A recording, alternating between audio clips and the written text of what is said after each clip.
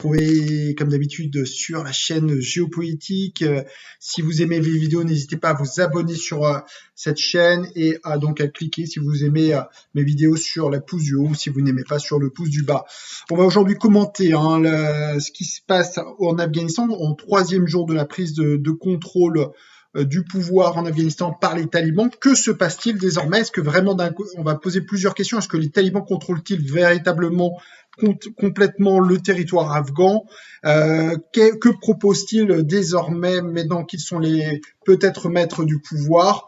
Et donc on va essayer de répondre déjà à ces deux questions. Et puis comment la communauté internationale de façon générale réagit-elle à cette prise de pouvoir? Donc on va essayer de répondre à ces trois questions. Alors tout d'abord, première question, est-ce que les talibans contrôlent-ils véritablement le territoire afghan? Peut-on parler, sont-ils donc les maîtres de l'Afghanistan ou leur pouvoir est-il encore contesté? On peut répondre qu'ils contrôlent le territoire afghan dans sa majorité, même dans son écrasante majorité. Toutefois, il y a des poches de résistance qu'on ne peut pas nier. Par exemple, il y a notamment cette fameuse vallée du Panjshir qui est à une centaine de kilomètres de Kaboul, qui est une région très montagneuse, enclavée de sommets. Il faut dire que cette partie d'Afghanistan n'a jamais été conquise par quiconque, et donc il n'est pas surprenant qu'il y ait des poches de résistance dans cette région, et notamment l'ancien vice-président Amrullah Saleh, donc qui était le bras droit du président Ghani, qui est connu en Afghanistan comme peut-être le plus farouche opposant aux talibans. Lui a décidé, contrairement donc au président Ghani, de ne pas partir en exil, mais bien de rester en Afghanistan.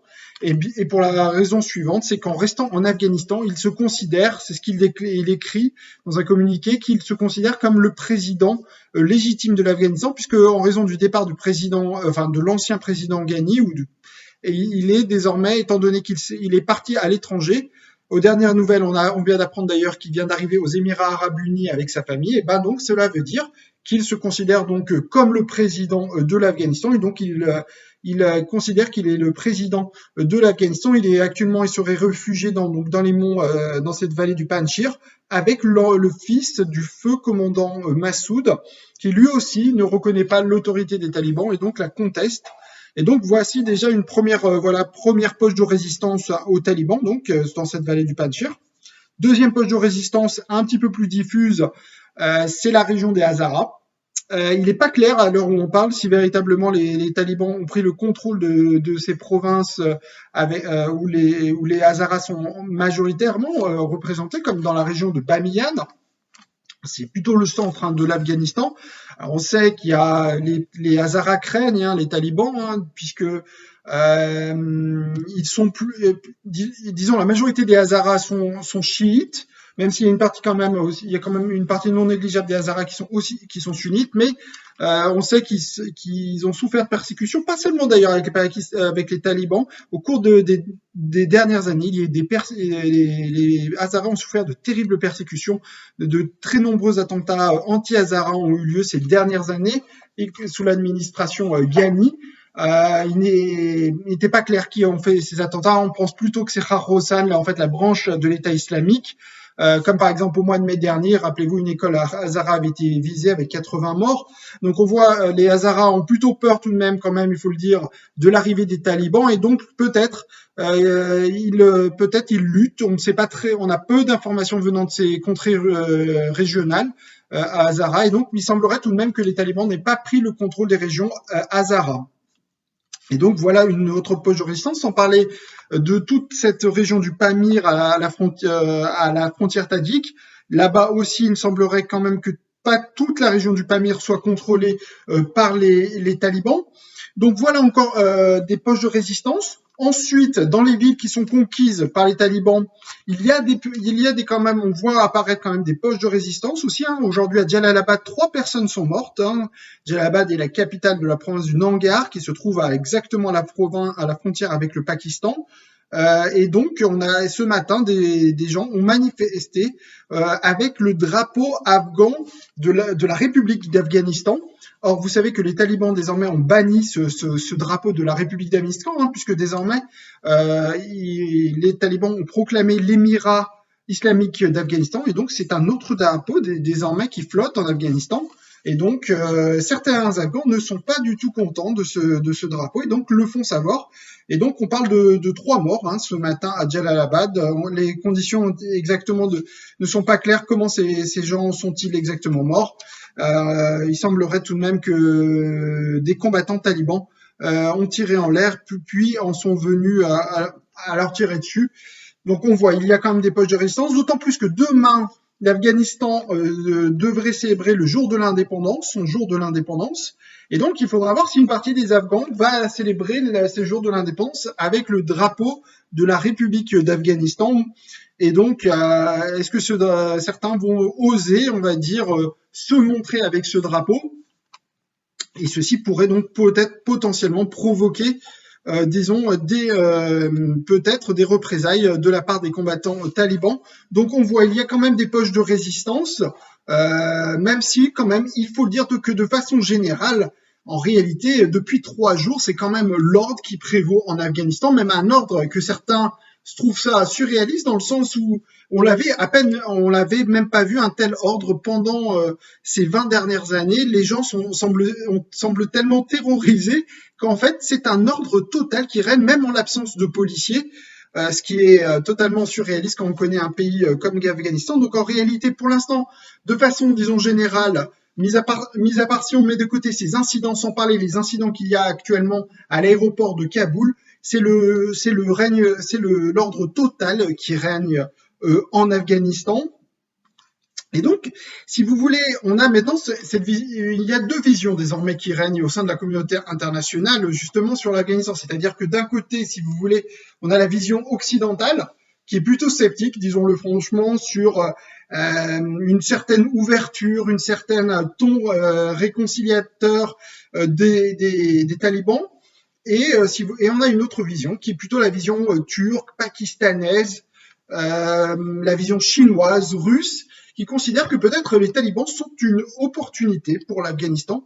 Le ministre pakistanais des Affaires étrangères va même beaucoup plus loin. Il dit que l'Afghanistan l'arrivée des talibans est une chance rare et n'a jamais été une chance aussi grande pour l'Afghanistan d'arriver donc à un règlement politique. Donc on voit qu'en fait on n'a pas du tout la même grille de lecture hein, selon qu'on est en Occident ou selon on voit depuis le Pakistan ou la République populaire de Chine. Alors les dirigeants chinois peut-être n'ont pas la même lecture angélique que les Pakistanais, mais bon, ils pensent que les talibans peuvent être des partenaires. Hein. On sent tout de même les Chinois assez enthousiastes à l'arrivée des talibans, tant ils représentent une défaite géopolitique pour les Américains, idem pour les Iraniens, idem pour les Russes. Donc on voit, on n'a pas tout à fait la même grille de lecture dans les pays environnants de l'Afghanistan. D'autant plus qu'en fait, hier, on voyait très très bien que les talibans ont quand même veulent donner une autre image d'eux que l'image qu'ils avaient projetée quand ils étaient maîtres du pays entre 1996 et 2001. Très clairement, hier, ils ont tenu une conférence de presse qui était tout à fait originale. Et donc, il y a le directeur de la communication Taliban a donc été très clair qu'il veut que les droits des femmes seront respectés, disait-il, dans le cadre de la loi islamique. Donc, sans parler qu'il a parlé qu'un gouvernement qui souhaite mettre en place un gouvernement où les minorités seraient représentées. Donc, on voit un ton tout à fait d'ouverture, un ton conciliateur, voire même une transparence vis-à-vis des journalistes. Il prenait donc les questions de tous les journalistes. Et donc, cela montre que les talibans aussi, version 2021, si vous voulez, sont quand même très différents, voire même très différents de ceux de 96-2001. Alors, encore une fois, cela laisse sceptique les Occidentaux, qui n'y croient pas trop, qui pensent que c'est plus si vous voulez, une position opportuniste du fait qu'ils ont pris le pouvoir et que donc ils cherchent un petit peu à donner des gages à la communauté internationale. mais d'autres essayent de croire que c'est sincère, que c'est une nouvelle phase, que les talibans vont diriger autrement l'Afghanistan qu'entre 96 et 2001. Et si vous voulez, il y a quand même des motifs d'espoir actuellement en Afghanistan, car on voit se dessiner, si vous voulez, des négociations. D'une part, il y a des négociations qui se déroulent à Doha, au Qatar, et des négociations qui se déroulent au Pakistan sous l'égide donc de la diplomatie pakistanaise. Alors à Doha, hein, l'ancien président Hamid Karzai ainsi que l'ancien président Egmuddin Ekbatiar donc se sont rendus à Doha. Ils sont en pourparlers avec des représentants talibans pour justement mettre en place ce qu'ils appellent un gouvernement d'union nationale où les minorités donc seraient incluses, y compris peut-être même à la minorité hazara. D'ailleurs, un haut représentant de la communauté hazara est actuellement au Pakistan avec d'autres représentants hauts dignitaires politiques afghans où ils discutent justement de la mise en place d'un gouvernement aussi d'union nationale. En fait, on voit très très bien que les talibans ont tout intérêt à mettre en place un gouvernement d'entente nationale qui en fait aurait probablement l'approbation, l'aval du reste de la communauté internationale, qui permettrait peut-être même une reconnaissance diplomatique de ce gouvernement, sans parler que ceci serait peut-être accompagné d'une aide internationale à l'Afghanistan. Et donc, on voit très très bien que là, on voit vraiment et sans parler en fait aussi que ceci pourrait emmener la paix en Afghanistan, que ceci pourrait aussi peut-être avaliser l'autorité des talibans sur le terrain. Et donc, tout le monde finalement serait finalement, tout le monde se rendrait compte que peut-être l'arrivée des talibans pourrait signifier finalement la paix. Ce qu'on n'a pas réussi au cours des 40 dernières années pourrait peut-être être réussi désormais. Et donc, on voit que tout le monde, désormais, des talibans aux Tadjiks, en passant par les Ouzbeks et en passant par les Hazaras et les Kirghizes et les Pashtuns, eh ben, tout le monde a intérêt, si vous voulez, tout le monde se rend compte que désormais, avec le départ des troupes occidentales, eh ben, c'est désormais aux Afghans de se prendre en charge en main et donc de former un gouvernement d'union nationale. C'est ce qui résonne un petit peu dans tout le spectrum de la vie politique afghane en ce moment. Tout le monde ne parle que de ça, de ce gouvernement d'union nationale. Donc il reste à voir si ce gouvernement d'union nationale pourra être formé dans les prochains jours.